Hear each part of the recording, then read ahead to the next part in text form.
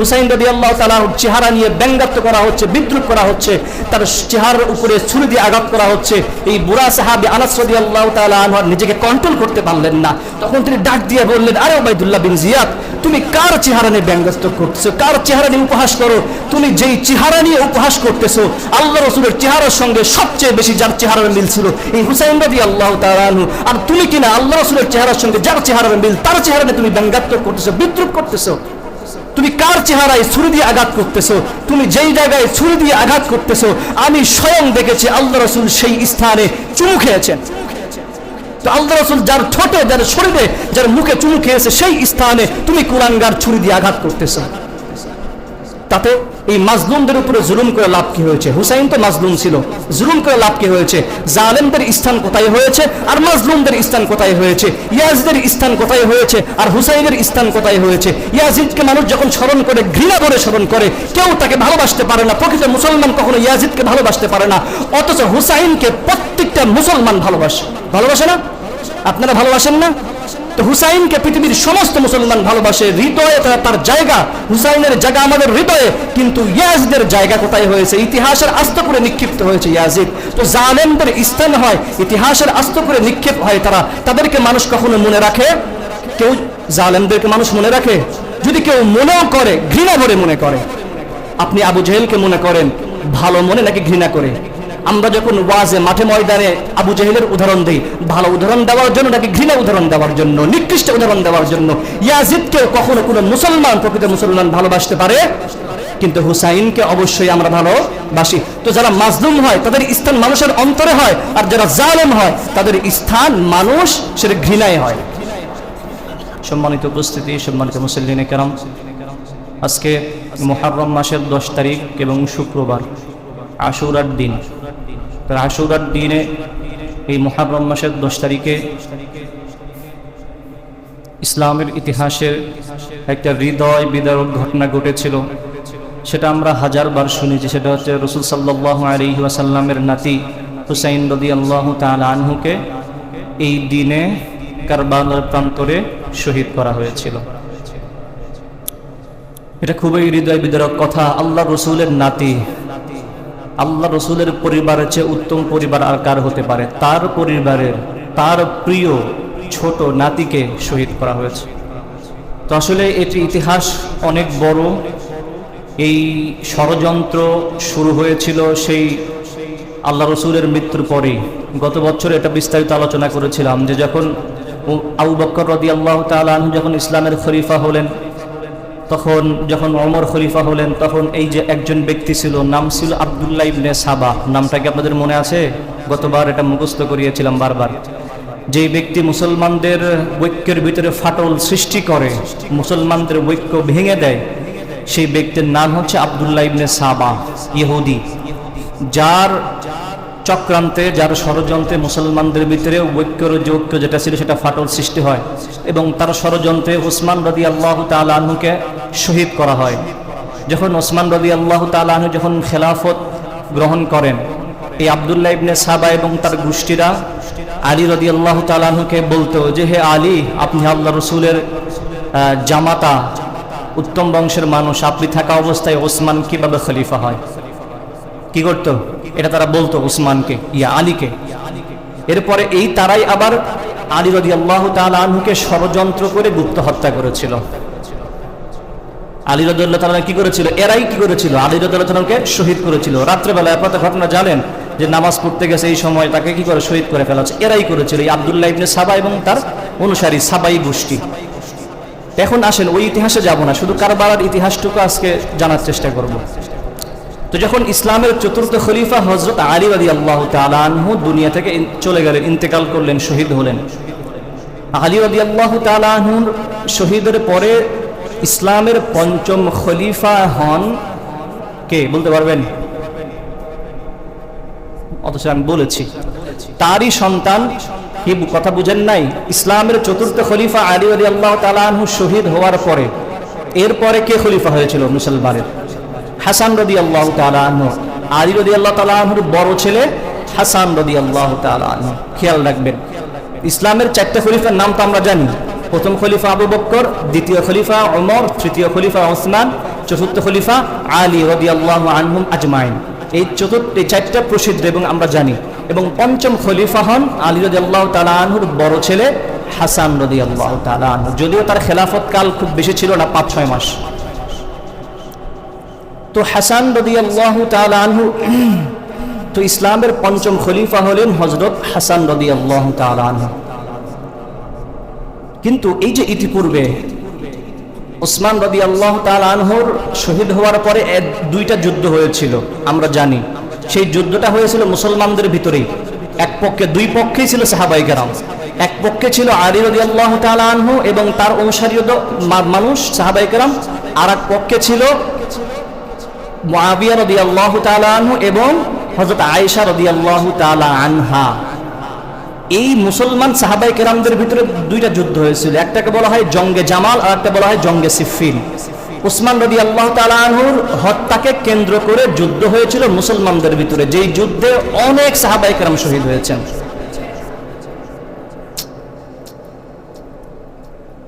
এদিকে খেয়াল করেন। তো মুসলমানদের রাদিয়াল্লাহু তাআলা আনহু শহীদ হওয়ার পরে মুসলমানদের ভিতরে সাহাবায়ে কেরামদের ভিতরে দুইটা দলে বিভক্ত হয়ে যুদ্ধ হয়েছিল। এক দলে ছিল আলী রাদিয়াল্লাহু তাআলা আনহু এবং তার অনুসারী হলো মুসলমান, আর এক পক্ষে ছিল মুআবিয়া রাদিয়াল্লাহু তাআলা আনহু এবং আয়েশা রাদিয়াল্লাহু তাআলা আনহা এবং তার অনুসারী মুসলমানগণ। উভয় পক্ষে ছিল সাহাবায়ে কেরাম, আর তাদের ইয়াতে যুদ্ধ হয়েছিল। এবং সেই যুদ্ধতেই মুসলমানদের ভিতরে দুইটা দলে বিভক্ত হয়ে যায়। কয়টা দল? দুইটা দল। তো ওই যে মুসলমানদের ভিতরে ফাটল সৃষ্টি হলো ওসমান রাদিয়াল্লাহু তাআলা আনহুর হত্যার পরে, শহীদ হওয়ার পরে মুসলমানদের ভিতরে যে ফাটল সৃষ্টি হলো, ঐক্যের ভিতরে ফাটল ধরলো। দুই দিকে দুইটা দল হয়ে গেল। একদিকে আলী রাদিয়াল্লাহু তাআলা আনহু, অন্যদিকে চলে গেল আয়েশা রাদিয়াল্লাহু তাআলা আনহা এবং মুআবিয়া রাদিয়াল্লাহু তাআলা আনহু। ওই যে দলাদলি, এটা কন্টিনিউ ছিল। তো যখন ইসলামের চতুর্থ খলিফা আলী রাদিয়াল্লাহু তাআলা আনহু দুনিয়া থেকে বিদায় নিলেন, ইসলামের পঞ্চম খলিফা হলেন হযরত হাসান রাদিয়াল্লাহু তাআলা আনহু। তো যখন হাসান রাদিয়াল্লাহু তাআলা আনহু খেলাফতের দায়িত্বভার গ্রহণ করলেন, করার পরে তিনি চিন্তা করলেন যে মুসলমানদের ভিতরে এই দলাদলি, এই বিভক্তি আর কতদিন থাকবে। তিনি চাইলেন না মুসলমানদের ভিতরে আর দলাদলি আর বিভক্তি থাকুক। ইতিপূর্বে আল্লাহ রাসূল সাল্লাল্লাহু আলাইহি ওয়াসাল্লাম যখন জীবিত ছিলেন, তখন তিনি তার বড় নাতি হাসান রাদিয়াল্লাহু তাআলা আনহুর ব্যাপারে একটা ভবিষ্যৎবাণী করে গিয়েছিলেন। আল্লাহ রাসূল সাল্লাল্লাহু আলাইহি ওয়াসাল্লাম হাসান রাদিয়াল্লাহু তাআলা আনহুকে লক্ষ্য করে ইশারা করে বলেছিলেন, এই যে আমার নাতি হাসান, এই হাসানের মাধ্যমে, আমার নাতির মাধ্যমে মুসলমানদের ভিতরে যেই ঐক্যের ফাটল ধরবে, দুইটা দলে বিভক্ত হবে, হাসান রাদিয়াল্লাহু তাআলা আনহু সেই দুই দলকে একত্রিত করে দিবেন, অর্থাৎ মুসলমানদের ভিতরে ঐক্যের বীজ আবার তিনি বপন করবেন। আল্লাহ রাসূল এই ভবিষ্যৎবাণী করে গিয়েছিলেন। তো যখন হাসান রাদিয়াল্লাহু তাআলা আনহু খেলাফতের দায়িত্ব পাইলেন, পাওয়ার পরে দেখলেন একদিকে মুসলমানেরা মুআবিয়া রাদিয়াল্লাহু তাআলা আনহু তাদের দিকে একটা দল, আবার আলী রাদিয়াল্লাহু তাআলা আনহু তার অনুসারী এক দল, মুসলমানদের ভিতরে দুইটা দলে বিভক্ত হয়েছিল। তো হাসান রাদিয়াল্লাহু তাআলা আনহু তিনি চিন্তা করলেন মুসলমানদের ভিতরে এই বিভক্তি আর দলাদলি না থাকুক, মুসলমানরা আবারও ঐক্যবদ্ধ হয়ে যাক। এই চিন্তা করে তিনি মুআবিয়া রাদিয়াল্লাহু তাআলা আনহুর কাছে চলে গেলেন। গিয়ে মুআবিয়া রাদিয়াল্লাহু তাআলা আনহুকে ডাক দিয়া বললেন, চাচা, মুসলমানদের ভিতরে এই বিভক্তি আর দলাদলি কতদিন থাকবে? আমি চাই না মুসলমানদের ভিতরে এই দলাদলি আর বিভক্তি থাকুক। এই যে খেলাফতের দায়িত্ব আজ থেকে আমি নিজে আপনাকে অর্পণ করলাম, আজ থেকে মুসলমানদের খলিফা আপনি। হাসান রাদিয়াল্লাহু তাআলা আনহু স্বয়ং নিজে মুআবিয়া রাদিয়াল্লাহু তাআলা আনহুর দরবারে গেলেন, গিয়ে নিজের খেলাফতের দায়িত্ব তিনি অর্পণ করলেন মুআবিয়া রাদিয়াল্লাহু তাআলা আনহুর হাতে। যখন মুআবিয়া রাদিয়াল্লাহু তাআলা আনহুর হাতে ইসলামী খেলাফতের দায়িত্ব অর্পণ করা হলো, তখন মুসলমানদের ভিতরে যেই বিভক্তি ছিল, দলাদলি ছিল, সেইটা দূর হয়ে গেল। পুরো পৃথিবীর মুসলমান আবার ঐক্যবদ্ধ হয়ে গেল। ইসলামের সুবাতাস আবার বইতে শুরু করলো। এমনকি যেই সমস্ত অঞ্চল ইতিপূর্বে আল্লাহ রাসূল থাকা অবস্থায়, চার খলিফা থাকা অবস্থায় যেই সমস্ত অঞ্চল, আফ্রিকার যেই সমস্ত কঠিন কঠিন অঞ্চল বিজয় করা সম্ভব হয়নি, মুআবিয়া রাদিয়াল্লাহু তাআলা আনহুর খেলাফত কালে সেই সমস্ত কঠিন কঠিন অঞ্চলগুলো মুসলমানরা বিজয় অর্জন করে ফেলে। মুআবিয়া রাদিয়াল্লাহু তাআলা আনহু খুব সুন্দরভাবে ইসলামী খেলাফতের দায়িত্ব খুব সুন্দরভাবে পালন করছিলেন। ইতিমধ্যেই হাসান রাদিয়াল্লাহু তাআলা আনহু ইন্তেকাল করলেন। যখন হাসান রাদিয়াল্লাহু তাআলা আনহু ইন্তেকাল করে দুনিয়া থেকে বিদায় নিলেন, তখন ওই যে মনে রাখবেন আব্দুল্লাহ ইবনে সাবা এবং তার গোষ্ঠী, সাবাই গোষ্ঠী, যারা ইতিপূর্বে ওসমানকে হত্যা করেছে, আলীকে হত্যা করেছে, তখন তারা আবারও ষড়যন্ত্র করতে শুরু করলো। হুসাইন রাদিয়াল্লাহু তাআলা আনহুকে পত্র, চিঠি দিতে শুরু করলো। চিঠিতে লিখলো, হে হুসাইন, আপনি তো আল্লাহর নাতি, আপনি থাকা অবস্থায় মুআবিয়া কিভাবে খলিফা হয়? ঠিক ওই একই কথা যেভাবে ওসমান রাদিয়াল্লাহু তাআলা আনহু খলিফা হওয়ার পর আলীকে বলেছিল, হে আলী, আপনি থাকা অবস্থায় ওসমান কিভাবে খলিফা হয়? এটা একটা তাদের ষড়যন্ত্র। এটা কি ষড়যন্ত্র? ঠিক একই ষড়যন্ত্র এই যখন হাসান রাদিয়াল্লাহু তাআলা আনহু দুনিয়া থেকে বিদায় নিলেন, তখন সেটা আবারও শুরু করলো। হুসাইনকে পত্র লিখলো, চিঠি লিখলো, হে হুসাইন, আপনি তো আল্লাহর নবীর দৌহিত্র, আল্লাহর নবীর নাতি, আপনি থাকা অবস্থায় মুআবিয়া কিভাবে খলিফা হয়? একই ষড়যন্ত্র। তো যখন হুসাইন রাদিয়াল্লাহু তাআলা আনহু পত্রগুলো দেখলেন, দেখার পরে তিনি বুঝতে পারলেন যে এরা ষড়যন্ত্র শুরু করেছে। তখন তিনি বললেন, এই সমস্ত আবল তাবল কথা, আবল তাবল চিঠি আমাকে দিবা না, আমার চেয়ে বেশি মুআবিয়াই যোগ্য এবং তিনি ইসলামের খলিফা থাকবেন। তো এই চক্রান্ত তারা ব্যর্থ হয়ে গেল। যখন মুআবিয়া রাদিয়াল্লাহু তাআলা আনহু ইসলামের খেলাফতকে খুব সুন্দরভাবে, সুষ্ঠুভাবে পুরো পৃথিবীব্যাপী পরিচালনা করতে লাগলেন, মুআবিয়া রাদিয়াল্লাহু তাআলা আনহু যখন শেষ বয়সে উপনীত হলেন, যখন মৃত্যুর সান্নিধ্যে, মৃত্যুর কাছে দাঁড়িয়ে গেলেন, তখন তিনি চিন্তা করতে লাগলেন তার পরবর্তী খলিফা কে হবেন। তিনি চিন্তা করলেন, ইস্তিহাদ করলেন যে তার পরবর্তী খলিফা কাকে বানানো যায়। তিনি চিন্তা ভাবনা করে, ইস্তিহাদ করে তিনি মনে করলেন যে তার পরের খলিফা তারই সন্তান ইয়াজিদ রাষ্ট্রপ্রধান হওয়ার যোগ্য। তিনি সাহাবী, তিনি ইস্তেহাদ করেছেন, তিনি চিন্তা ভাবনা করে, গবেষণা করে তিনি দেখলেন যে তারপরে রাষ্ট্র পরিচালনার ক্ষেত্রে তার সন্তান ইয়াজিদ যোগ্য। এবং তিনি সাহাবায়ে কেরামদের সঙ্গে পরামর্শ করলেন যে দেখো, আমি তো শেষ বয়সে উপনীত হয়েছি, তো আমার পরবর্তী খলিফা তো আমার মৃত্যুর আগেই নির্বাচন করে যেতে হবে। তো আমি চাই যে আমার পরবর্তী খলিফা আমার সন্তান হোক। তখন বিভিন্ন সাহাবায়ে কেরাম মুআবিয়াকে বলেছিলেন যে হ্যাঁ, রাষ্ট্র পরিচালনার ক্ষেত্রে অবশ্যই ইয়াজিদ যোগ্য, রাষ্ট্র পরিচালনা সে করতে পারবে এবং সে যোগ্য। অনেক সাহাবায়ে কেরাম মত দিলেন এবং ওলামায়ে কেরামও এটা বলেন যে কারণ তখনও পর্যন্ত ইয়াজিদের ব্যাপারে এমন কোনো কিছুই প্রকাশ পায়নি যার দ্বারা তাকে খলিফা বানানো যাবে না, এমন কোনো অভিযোগ প্রকাশ পায়নি। তখনও পর্যন্ত ইয়াজিদ কোনো অপরাধ করে নাই, তার দ্বারা কোনো অপরাধ সংগঠিত হয় নাই। তো কিছু সাহাবায়ে কেরাম বললেন হ্যাঁ, সে রাষ্ট্র পরিচালনার ক্ষেত্রে যোগ্য। কিন্তু একটা কথা অবশ্যই স্মরণ রাখা উচিত, ওই সময় যেই সমস্ত সাহাবায়ে কেরাম জীবিত ছিলেন, যেমন হুসাইন রাদিয়াল্লাহু তাআলা আনহু, আব্দুল্লাহ ইবনে জুবাইর রাদিয়াল্লাহু তাআলা আনহু, আব্দুল্লাহ ইবনে আব্বাস, আব্দুল্লাহ ইবনে ওমর, আব্দুর রহমান ইবনে আবু বকর, এই বড় বড় 5টা সাহাবী জীবিত ছিলেন। তো তাকওয়া এবং খোদাভীতির ক্ষেত্রে অবশ্যই এই সমস্ত সাহাবায়ে কেরাম অবশ্যই এগিয়ে। কিন্তু রাষ্ট্র পরিচালনার ক্ষেত্রে ইয়াজিদ যোগ্য, এটাও সাহাবায়ে কেরাম স্বীকার করেন। কিন্তু তাকওয়া ভীতি, আল্লাহ ভীতির দিক দিয়ে এই সমস্ত সাহাবায়ে কেরাম অনেক উপরে। তো মুআবিয়া রাদিয়াল্লাহু তাআলা আনহু তার জীবদ্দশায় তার পরবর্তী খলিফা নির্বাচন করে গেলেন, তারই সন্তান। নাম কি তার?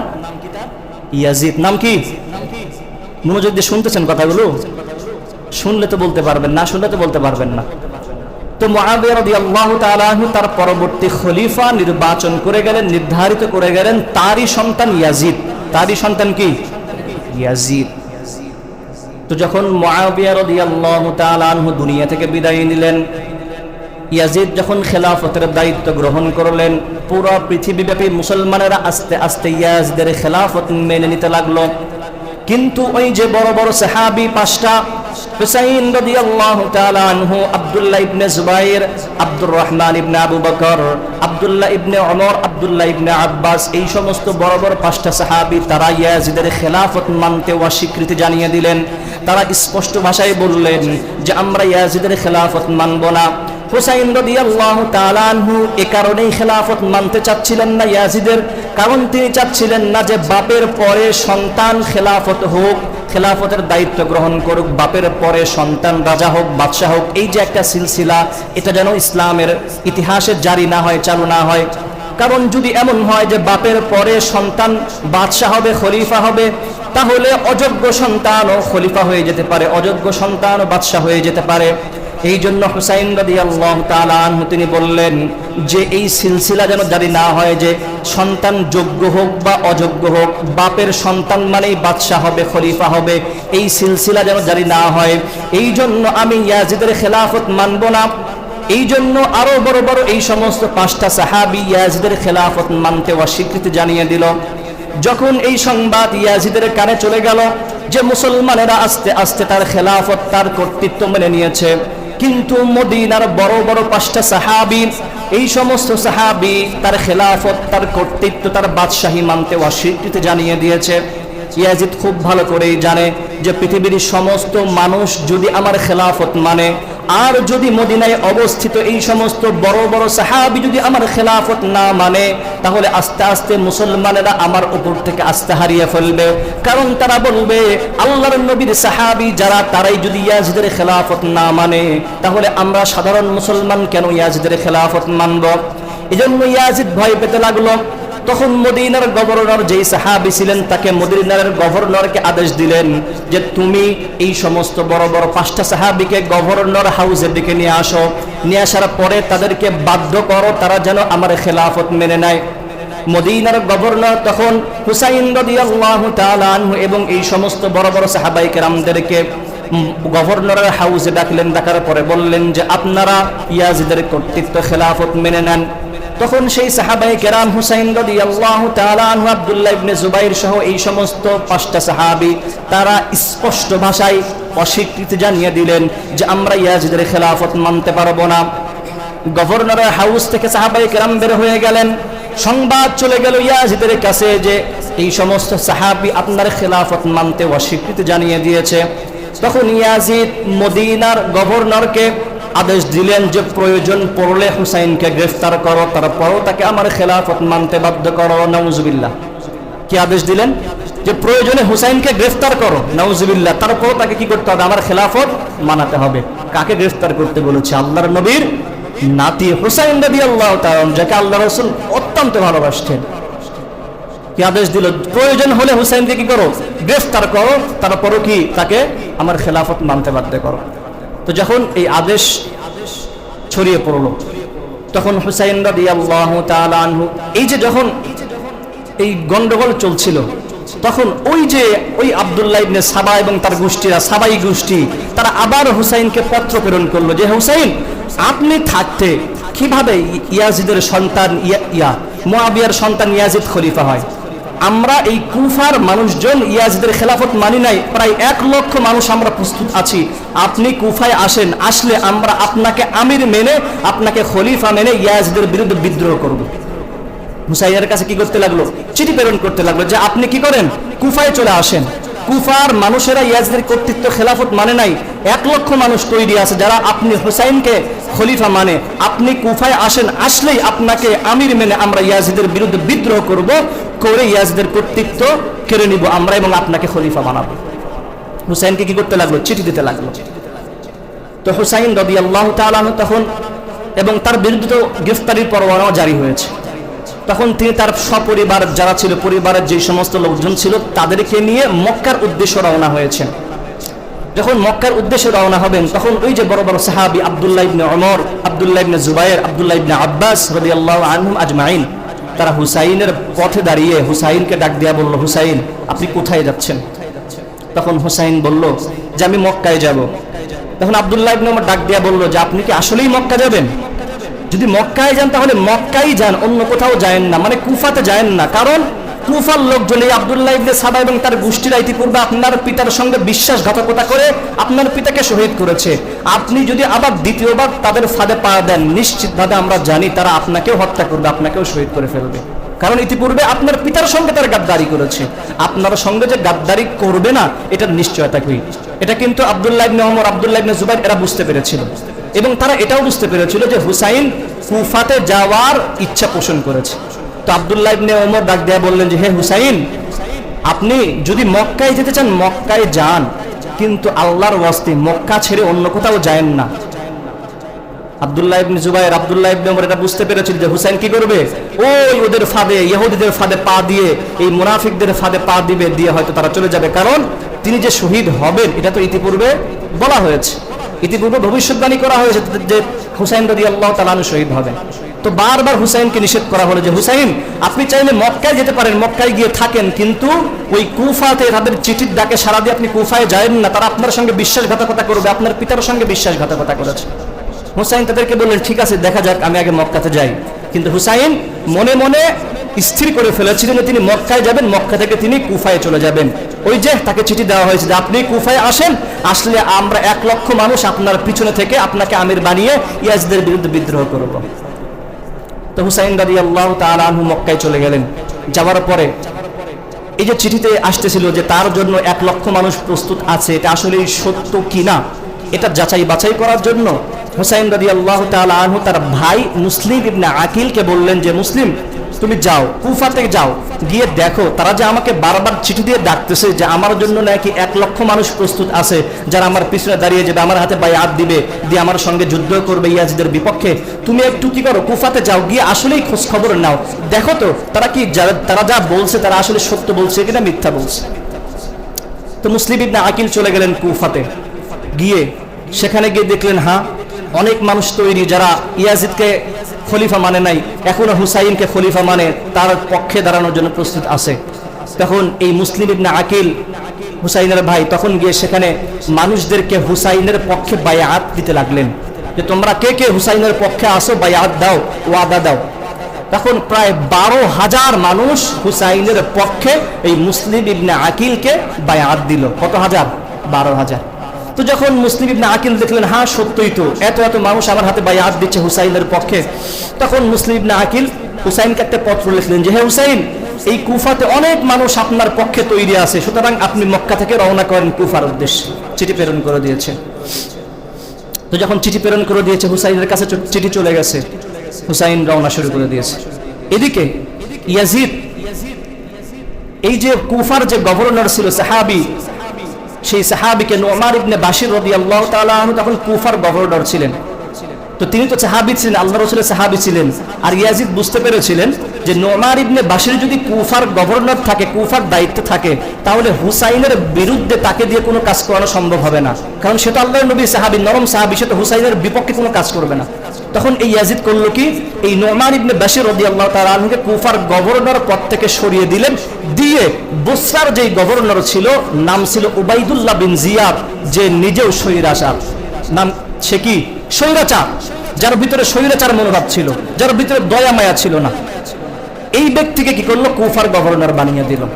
হুসাইন ইয়াজিদ ভালো করেই বুঝলো যে কার দ্বারা কোন কাজ নেওয়া যাবে।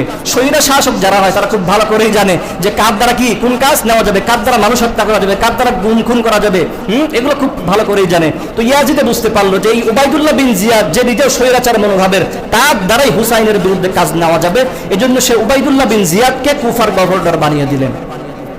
এখন যখন উবাইদুল্লাহ বিন জিয়াদ কুফার গভর্নর হয়ে গেল, কুফার দায়িত্ব পেয়ে গেল, তখন তার কাছে খবর গেল যে হুসাইনের পক্ষ থেকে একজন ব্যক্তি কুফাতে এসে মানুষদেরকে হুসাইনের পক্ষে বায়াত নিচ্ছে। যখন এই খবর তার কাছে চলে গেল, তখন সেই উবাইদুল্লাহ বিন জিয়াদ আদেশ দিল যে এই ব্যক্তি কোথায় থাকে, কার বাড়িতে থাকে, তাকে গ্রেফতার করে নিয়ে আস। তো এই মুসলিম ইবনে আকিল যার বাড়িতে অবস্থান করছিল, সেই বাড়ির মালিককে গ্রেফতার করে নিয়ে চলে গেল এই উবাইদুল্লাহ বিন জিয়াদ এবং তার বাহিনী।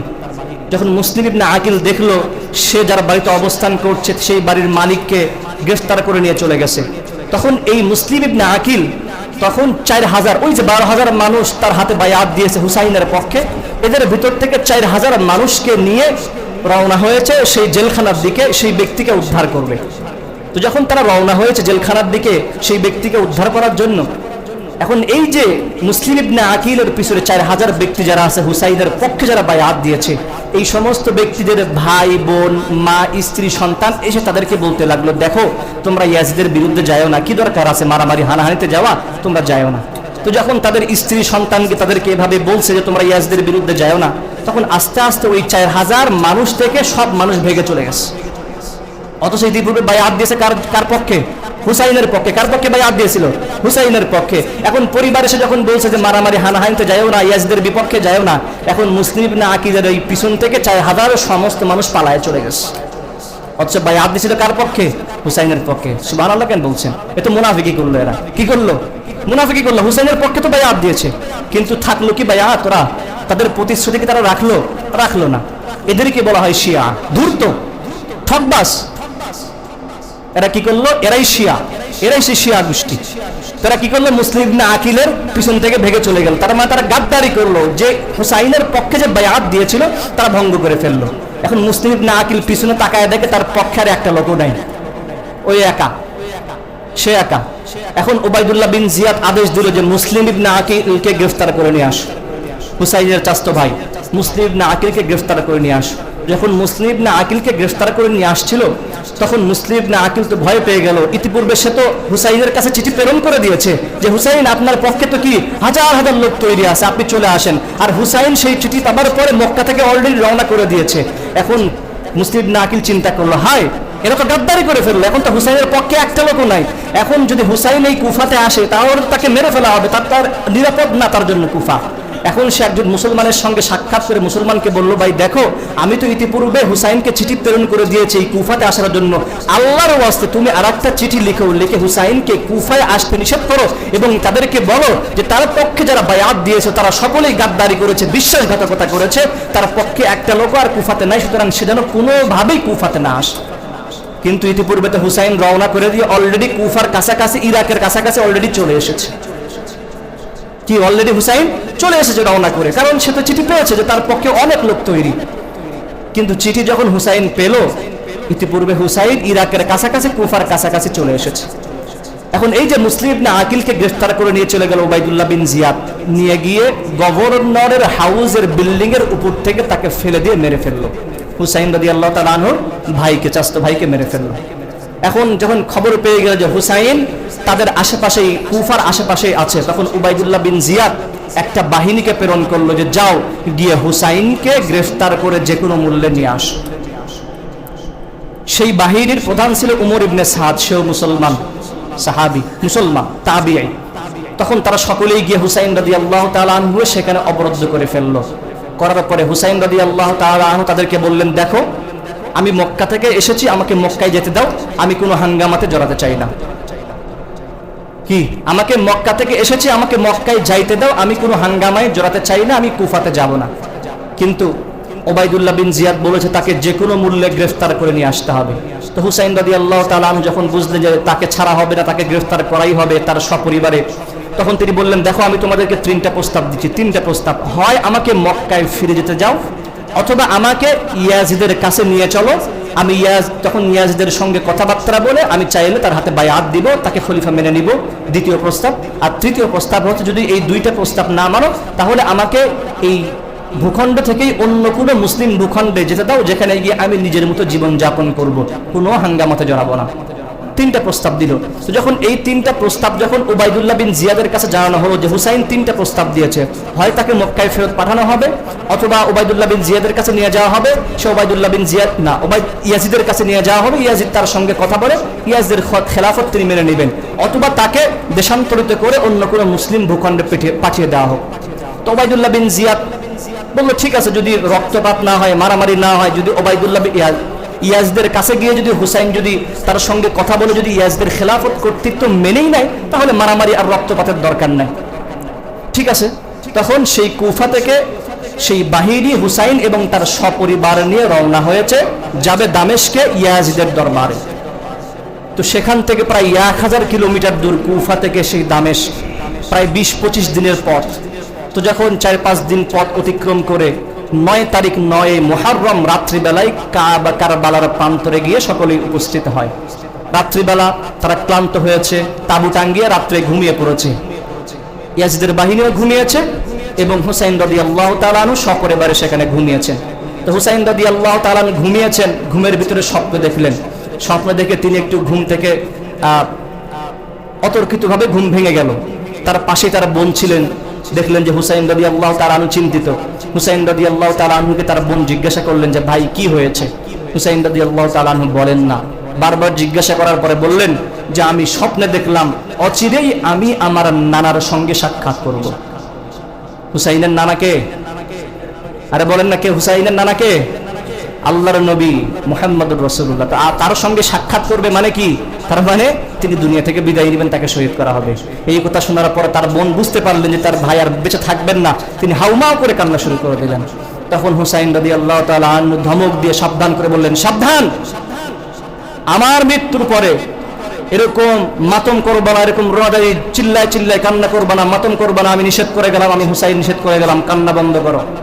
হুসাইন রাদিয়াল্লাহু তাআলা আনহুর নির্দেশ যে আমি মৃত্যুর পরে এরকম চিল্লাফাল্লা করে মাতম করে কান্নাকাটি করবা না, ডাইরেক্ট নিষেধ করে দিলেন। তো যারা হুসাইনকে ভালোবাসে, যারা হুসাইনের আদর্শ ধারণ করে, যারা হুসাইনকে ভালোবাসে, তারা হুসাইনের আদর্শই ধারণ করবে। তো হুসাইনের আদর্শ মৃত্যুর পরে মানুষের জন্য হাউমাউ করে চিল্লাচিল্লি করে কান্নাকাটি মাতম না করা। তো যারা এই 10 তারিখ মুহররম মাসে দেখবেন না, এখন মোবাইলে তো দেখা যায়, বিশেষ করে ওই শিয়া যারা আছে ইরানে, ইরাকে, এই শিয়া গোষ্ঠী যারা, তারা তো আল্লাহু আকবার কি করে, ওই বড় বড় চাকু নিয়ে নিজের শরীরে কোপায় রক্ত বের করে। মানে কেন? ওই যে হুসাইনকে রক্তাক্ত করা হয়েছে কারবালার প্রান্তরে। অথচ হুসাইনের আদর্শ কি? যে মানুষ মারা গেলে তার মৃত্যুর পরে কান্নাকাটিও করা যাবে না। অথচ তারা করে কি? হাই হাসান, হাই হুসাইন, আর বড় বড় তরবারি নিয়ে মাথায় শরীরে আঘাত করে রক্তাক্ত করে। এটা কি হুসাইনের আদর্শ? আরে বল, হুসাইনের আদর্শ। তার বোনকে তো কান্নাকাটি করতে নিষেধ করেছে, আমার মৃত্যুর পরে কান্নাকাটি করবে না, চিল্লাফাল্লা করবে না, মাতম করবে না। তো যারা হুসাইনের আদর্শ ধারণ করে বলে, তারা যেই মাতম করে, চিল্লাফাল্লা করে, হাই হাসান হাই হুসাইন করে, চাবুক দিয়ে তরবারি দিয়ে আঘাত করে, তারা কখনো হুসাইনের আদর্শ ধারণ করতে পারে নাই। হুসাইনের আদর্শ হচ্ছে মৃত্যুর পরে কান্নাকাটি না করা, বরং তার জন্য দোয়া করা। তো হুসাইন নিষেধ করলেন। তো 9 তারিখ মুহররম রাত, পরের দিন সকালবেলা ইয়াজদের বাহিরে হুসাইন রাদিয়াল্লাহু তাআলা আনহুকে কি করলেন? ঘিরে ফেললেন। যুদ্ধ শুরু হয়ে গেল। সংক্ষিপ্ত করে বলছি, হুসাইন রাদিয়াল্লাহু তাআলা আনহুর পক্ষে যারা ছিলেন সমস্ত মানুষ শহীদ হয়ে গেল। এমনকি হুসাইন রাদিয়াল্লাহু তাআলা আনহুর সন্তান, ছোট্ট সন্তান, শিশু, তাকেও মেরে ফেলা হলো, শহীদ করে ফেলা হলো। হুসাইন রাদিয়াল্লাহু তাআলা আনহু বীর দর্পে তাদের সঙ্গে যুদ্ধ করে গেলেন, অনেককে মেরে ফেললেন। কিন্তু শেষ পর্যন্ত তিনি ক্লান্ত হয়ে এক জায়গায় বসে পড়লেন। আর ইয়াজিদের বাহিনী হুসাইন রাদিয়াল্লাহু তাআলা আনহুকে ঘিরে ফেললেন। হুসাইন রাদিয়াল্লাহু তাআলা মাঝখানে একা বসে আছেন, আর চারপাশে কার বাহিনী? ইয়াজিদের বাহিনী, ওবাইদুল্লাহ বিন জিয়াদের বাহিনী। তো কেউ আর সাহস করে হুসাইনকে মারতে যায় না, কারণ সকলেই চিন্তা করতেছিল যে আমার হাত দিয়ে আল্লাহ রাসূলের বংশধরকে না মারা হোক। ভয় করতেছিল যে আমার হাত দিয়ে আমি আল্লাহ রাসূলের বংশধরকে মারবো, আল্লাহ রাসূলকে নাতিকে মারবো। এই ভয়ে কেউ আর তাকে মারার মানে কি করছিল না, সাহস করছিল না। তো যখন এই দেখলো, এই দৃশ্য দেখার পরে তাদের ভিতরে একটা লোক ছিল, নাম ছিল শিমার। সে তখন চিন্তা করলো, আরে কেউ তো দেখি মারে না, কি কেউ তো হুসাইনকে সাহস করে মারতে যায় না। সকলে চিন্তা করে আমার হাত দিয়ে আল্লাহ রাসূলের বংশধর না মারুক, আল্লাহর কাছে কি জবাব দিব? কেউ মারে না। তখন এই শিমার বলল, কি হলো তোমাদের? তোমরা শিকারী সামনে পেয়ে, শিকার সামনে পেয়ে কেন তোমরা শিকার করো না? সে যখন এই সমস্ত কথা বলতে লাগলো, তাদের ভিতরে আরেকজনের নাম ছিল সিনান। এই কুমান্ডার দুঃসাহস দেখিয়ে শেষ পর্যন্ত হুসাইন রাদিয়াল্লাহু তাআলা আনহুর ঘাড়ে তরবারি দ্বারা আঘাত করে তার শরীর থেকে কল্লাটাকে আলাদা করে দিলেন। নাউজুবিল্লাহ। 10ই মুহররম এই দিনে, আজকের এই দিন হুসাইন রাদিয়াল্লাহু তাআলা আনহুর শরীর থেকে করলেন, তার কল্লাটাকে আলাদা করে দিলেন। আপনি চিন্তা করেছেন কার কল্লা তার শরীর থেকে আলাদা করা হলো? যিনি আল্লাহ রাসূলের নাতি, যাকে আল্লাহ রাসূল কত ভালোবাসতেন, সবচেয়ে বেশি ভালোবাসতেন, যাদেরকে নিয়ে খেলা করতেন, যাদের ব্যাপারে আল্লাহ রাসূল ভবিষ্যৎবাণী করেছেন যে আমার এই 2টা নাতি জান্নাতের সর্দার হবে, তাই না? শুনেছেন না আপনারা? আল্লাহ রাসূলের কলিজা ছিলেন তারা। সেই আল্লাহ রাসূলের বংশধরকে নিজ হাতে তারা কি করলো? তার শরীর থেকে কল্লাটাকে আলাদা করে ফেলে দেওয়া হলো। শুধু তাই করা হলো না, তার কল্লাটাকে নিয়ে গিয়ে ওই যে কুফার গভর্নর উবাইদুল্লাহ বিন জিয়াদ, স্বৈরা শাসক, তার সামনে একটা থানার ভিতরে রাখা হলো। রাখার পরে এখন এই উবাইদুল্লাহ বিন জিয়াদ, এই কুলাঙ্গার, একটা ছুরি দিয়ে, একটা তরবারি দিয়ে হুসাইন রাদিয়াল্লাহু তাআলা আনহুর শরীর, তার এই চেহারা মুবারকে আঘাত করতেছিল আর বিদ্রূপের হাসি হাসতেছিল। পাশেই বসা ছিলেন বুড়া সাহাবী হযরত আনাস রাদিয়াল্লাহু তাআলা আনহু। যখন তিনি এই দৃশ্য দেখলেন হুসাইন রাদিয়াল্লাহু তাআলার চেহারা নিয়ে ব্যঙ্গাত্ব করা হচ্ছে, বিদ্রূপ করা হচ্ছে, তার চেহারার উপরে ছুরি দিয়ে আঘাত করা হচ্ছে, এই বুড়া সাহাবী আনাস রাদিয়াল্লাহু তাআলা আনহু নিজেকে কন্ট্রোল করতে পারলেন না। তখন তিনি ডাক দিয়ে বললেন, আরে উবাইদুল্লাহ বিন জিয়াদ, তুমি কার চেহারা নিয়ে ব্যঙ্গাত্ব করতেছো? কার চেহারা নিয়ে উপহাস করো? তুমি যেই চেহারা নিয়ে উপহাস করতেছো, আল্লাহ রাসূলের চেহারার সঙ্গে সবচেয়ে বেশি যার চেহারার মিল ছিল এই হুসাইন রাদিয়াল্লাহু তাআলা আনহু। আর তুমি কিনা আল্লাহ রাসূলের চেহারার সঙ্গে যার চেহারার মিল, তার চেহারা নিয়ে তুমি ব্যঙ্গাত্ব করতেছো, বিদ্রূপ করতেছো। তুমি কার চেহারায় ছুরি দিয়ে আঘাত করতেছো? তুমি যেই জায়গায় ছুরি দিয়ে আঘাত করতেছো আমি স্বয়ং দেখেছি আল্লাহ রাসূল সেই স্থানে চুমু খেয়েছেন। তো আল্লাহ রাসূল যার ঠোঁটে, যার শরীরে, যার মুখে চুমু খেয়েছে সেই স্থানে তুমি কুলাঙ্গার ছুরি দিয়ে আঘাত করতেছো। তাতে এই মাজলুমদের উপরে জুলুম করে লাভ কি হয়েছে? হুসাইন তো মাজলুম ছিল, জুলুম করে লাভ কি হয়েছে?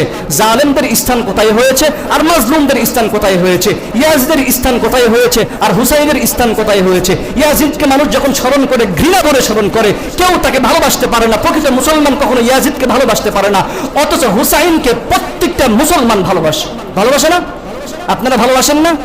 তো হুসাইনকে পৃথিবীর সমস্ত মুসলমান ভালোবাসে, হৃদয়ে তার জায়গা, হুসাইনের জায়গা আমাদের হৃদয়ে। কিন্তু ইয়াজিদের জায়গা কোথায় হয়েছে? ইতিহাসের আস্ত করে নিক্ষিপ্ত হয়েছে ইয়াজিদ। তো জালেমদের স্থান হয়, ইতিহাসের আস্ত করে নিক্ষেপ হয় তারা। তাদেরকে মানুষ কখনো মনে রাখে? কেউ জালেমদেরকে মানুষ মনে রাখে? যদি কেউ মনেও করে, ঘৃণা ভরে মনে করে। আপনি আবু জেহেলকে মনে করেন ভালো মনে নাকি ঘৃণা করে? আমরা যখন ওয়াজে, মাঠে ময়দানে আবু জেহেলের উদাহরণ দিই, ভালো উদাহরণ দেওয়ার জন্য নাকি ঘৃণা উদাহরণ দেওয়ার জন্য, নিকৃষ্ট উদাহরণ দেওয়ার জন্য? ইয়াজিদকেও কখনো কোনো মুসলমান, প্রকৃত মুসলমান ভালোবাসতে পারে, কিন্তু হুসাইনকে অবশ্যই আমরা ভালোবাসি। তো যারা মাজলুম হয় তাদের স্থান মানুষের অন্তরে হয়, আর যারা জালেম হয় তাদের স্থান মানুষ সেটা ঘৃণায় হয়। তো হুসাইন রাদিয়াল্লাহু তাআলা আনহুকে আজকের এই দিনে শহীদ করা হয়েছে। তো হুসাইন রাদিয়াল্লাহু তাআলা আনহুর আদর্শ কি? তিনি কখনো অন্যায়ের সামনে আপোষ করেন? ইয়াজিদের সামনে আপোষ করে?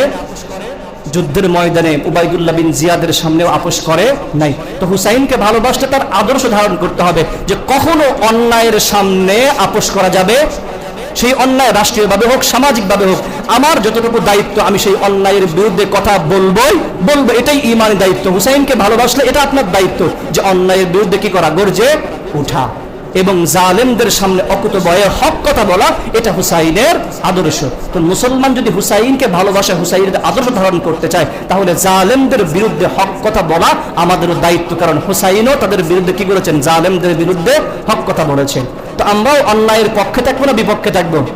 আমরা কি জালেমের পক্ষে না বিপক্ষে? আরে বলেন না, জালেমের পক্ষে না বিপক্ষে? জালেমের বিপক্ষে এবং মাজলুমদের পক্ষে। আমরাও জালেমদের সামনে অকুতভয়ে সব সময় আপোষহীন কথা বলবো ইনশাআল্লাহ। আল্লাহ পাক রব্বুল আলামিন তৌফিক দান করুন।